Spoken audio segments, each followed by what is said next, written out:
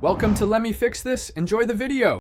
You start by opening an app that accepts text. Notes or messages work well, then tap the text field to bring up the keyboard. Once the keyboard appears, make sure you are on the Apple keyboard or the third-party one you want to move. Different keyboards use different gestures. If you use a split keyboard, hold the bottom right keyboard icon to see move and docking options. Move now, press and hold that icon, because this single action exposes the controls you need. Once you hold the keyboard icon, you'll see undock and dock or split options. Choose undock to free the keyboard from the bottom edge.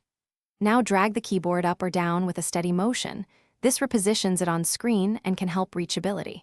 If you instead pick split, the keyboard separates for thumb typing. Merge brings it back together. Make sure to release only after the keyboard sits where you want, because premature release may snap it back to the default position.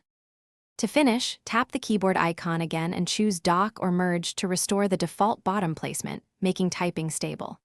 If the keyboard won't move, force close the app, reopen it, and try again. Sometimes a simple restart clears a temporary glitch. If problems persist, go to Settings, General, Keyboard to remove or re-add keyboards, or reboot your iPhone.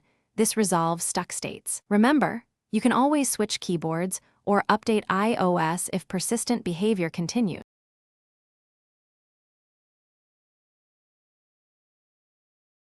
Thanks for watching. If you found this helpful, don't forget to like and subscribe.